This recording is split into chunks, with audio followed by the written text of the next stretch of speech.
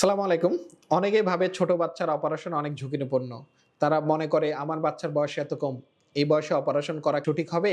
অনেক বাবা-মারই প্রশ্ন। কারণ কিছু বাচ্চার সমস্যা হয় জন্মগত। সেগুলার জন্য তারা মনে করে না আরেকটু বাচ্চার বয়স বড় হোক তখন আমরা অপারেশন করব। বাচ্চা ছোট হলে কি অপারেশন আসলে ঝুঁকিপূর্ণ? এসব নিয়ে আজকে আপনাদের সাথে কথা বলব। আপনাদের সাথে সমস্ত আলোচনা জুড়ে আমি আছি ডাক্তার মোহাম্মদ নেফার রহমান, সহকারী অধ্যাপক পেডিয়াট্রিক নিউরোসার্জারি বিভাগ, National Institute of Neurosciences and Hospital এবং chief consultant Bangladesh paediatric neuro care centre. অনেক অভিভাবকই শিশুদের সার্জারির কথা শুনলে ভয় পায়। মনে করেন যে এত ছোট বয়সে অপারেশন করা কি আদৌ নিরাপদ? কিন্তু বাস্তবতা ভিন্ন। বাস্তবতা হলো আধুনিক চিকিৎসা ব্যবস্থায় শিশুদের সার্জারি এখন অনেক বেশি নিরাপদ এবং নিয়ন্ত্রিত, এবং সময় মতো প্রয়োজনীয় সার্জারি না করালে ভবিষ্যতে শিশুর জন্য বড় জটিলতা তৈরি হতে পারে, যেটা পরে ঠিক করা আরও কঠিন হতে পারে, অথবা সেটা থেকে মুক্তি শিশু নাও পেতে পারে। সুতরাং শিশুদের সার্জারিতে মূলত দুই ধরনের বিষয় নিয়ে অভিভাবকরা চিন্তিত থাকেন। এক হলো অপারেশনের নিজস্ব ঝুঁকি, আরেকটি হলো অ্যানেস্থেসিয়া বা অজ্ঞান করার বিষয়টি। অপারেশনের ঝুঁকি আসলে নির্ভর করে সমস্যার ধরন ও জটিলতার উপর।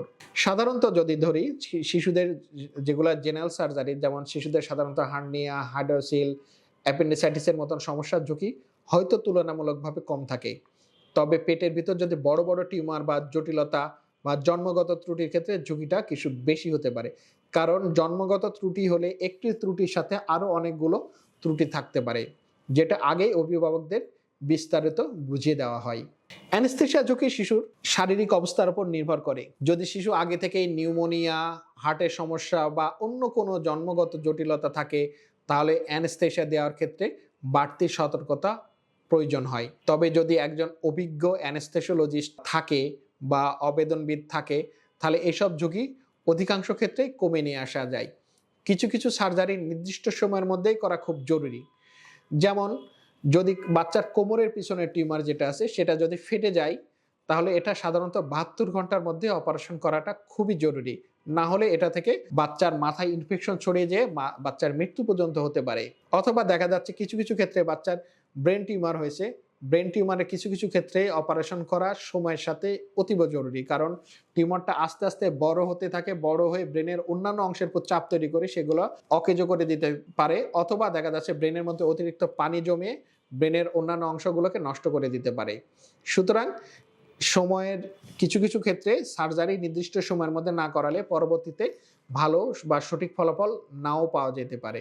যেমন যদি আমরা কোমরের পেছনে টিউমার অপারেশন করতে দেরি করি, অথবা ব্রেন টিউমার অপারেশন করতে দেরি করি, অথবা মাথার মধ্যে ব্রেনে পুঁজ জমছে সেগুলো যদি অপারেশন করতে দেরি করি, অথবা মাথায় পানি জমছে সেগুলো যদি অপারেশন করতে দেরি করি, তাহলে দেখা যাচ্ছে বাচ্চার ব্রেনের বুদ্ধিভিত্তিক বিকাশ সঠিকভাবে হয় না। অথবা দেখা যাচ্ছে বাচ্চার কোমরের পিছনে টিউমারটা ফেটে গিয়ে বাচ্চার পায়ের শক্তি কমে যাওয়া থেকে শুরু করে প্রস্রাব পায়খানা নিয়ন্ত্রণ চলে যাওয়া থেকে শুরু করে ব্রেনে ইনফেকশন পর্যন্ত হতে পারে।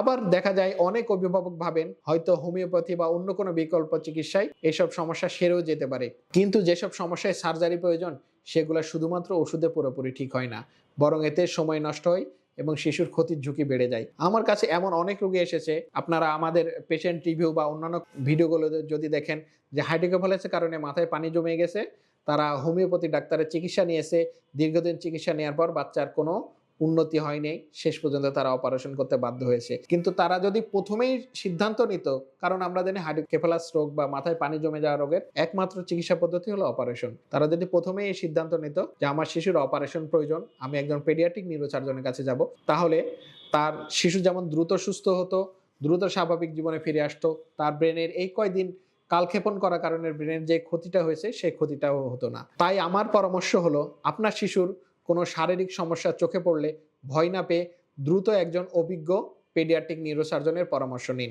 কারণ সঠিক সময়ে সঠিক চিকিৎসক নির্ধারণ এবং সঠিক চিকিৎসা নিলেই আপনার বাচ্চার সুস্থ হওয়ার সম্ভাবনা অধিকাংশ ক্ষেত্রে বেড়ে যায়। তাই আমরা বলে থাকি, একটি রোগের সুস্থ হওয়ার জন্য কয়েকটি বিষয় গুরুত্বপূর্ণ: একটি সঠিক সময়, সঠিক রোগ এবং সঠিক চিকিৎসক। সুতরাং ছোট বাচ্চাদের অপারেশন করার যে আপনাদের ভুল ধারণা, অপারেশন করলে বাচ্চার ঝুঁকি বাড়বে, এটা নিয়ে ভয়ের কোনো কারণ নেই। আধুনিক চিকিৎসা পদ্ধতির মাধ্যমে আমরা অপারেশনের আগে বাচ্চাদের অজ্ঞান রিলেটেড ঝুঁকিগুলো সম্পূর্ণরূপে দেখে নিই। কোথায় ঝুঁকি আছে সেই ঝুঁকিগুলোকে যতটুকু কমিয়ে আনা যায় বা যতটুকু ঝুঁকি মুক্তভাবে বাচ্চার অপারেশন করা যায় সেগুলো অভিজ্ঞ একজন অবেদনবিদ বা অভিজ্ঞ একজন অ্যানেস্থেসিওলজিস্ট বা অজ্ঞানের ডাক্তারের মাধ্যমে অজ্ঞান করে অপারেশন করে থাকি। এখানে আমরা একদিনের বাচ্চারও অপারেশন করেছি। আপনারা আসলে এটার দেখতে পাবেন আমরা একদিনের বাচ্চারও অপারেশন করেছি।